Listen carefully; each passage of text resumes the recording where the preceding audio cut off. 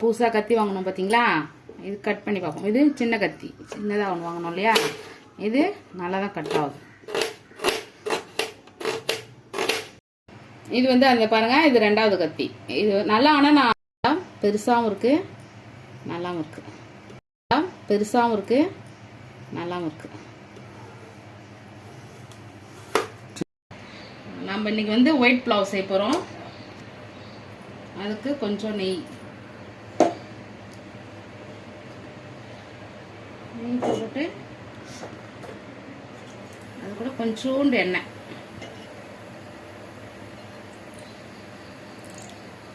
இதுக்கு பேர் எனக்கு தெரியல. ஒரு பட்டை,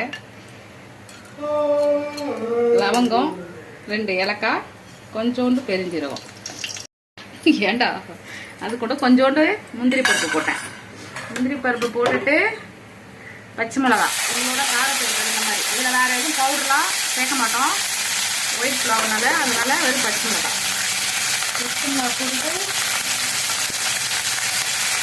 கிண்டணும். நல்லா கிண்டுங்க. எதுவுமே கலர் சேஞ்ச் ஆகக்கூடாது. உடனே வெங்காயம் போட்டுருங்க. இது ஒரு 3 வெங்காயம்.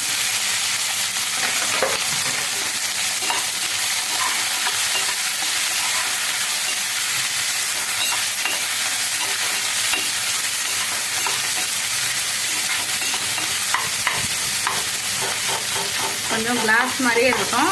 இதெல்லாம் பொன்னிறமாலாம் இருக்கணும்னு அவசியம் கிடையாது. பிரியாணியில் சொல்கிறோம் இல்லையா, அது மாதிரி பொன்னிறமாக இருக்கணும், கலர் அப்படி இருக்கணும் அப்படி இருக்கணும்லாம் கிடையாது. இது வந்து கிளாஸ் வெள்ளையாகவே தான் இருக்கணும். இல்லைன்னா சாதம் வந்து சேஞ்ச் ஆகிடும் கலர்.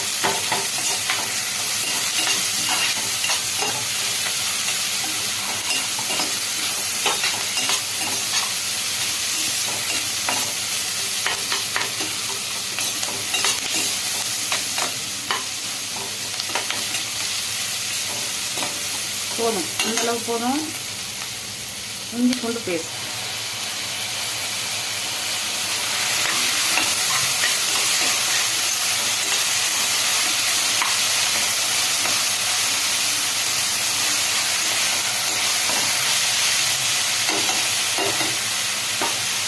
அப்படியே இருக்கும்.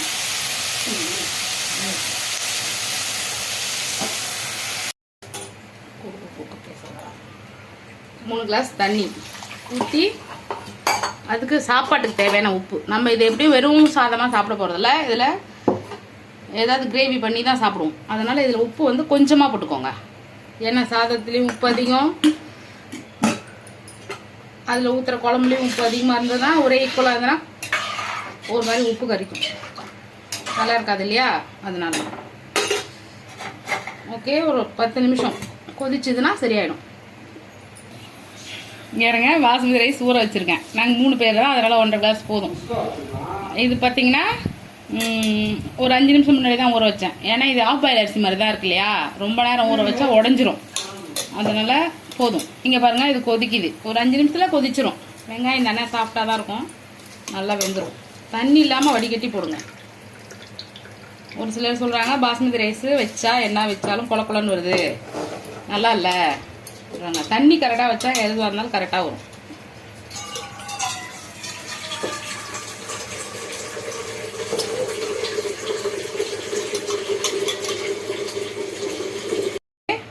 இப்போ கொஞ்ச நேரம் கிண்டிட்டு மூடி வைங்க. ஒரு 10 நிமிஷத்தில் சாப்பாடு ரெடி ஆகிடும்.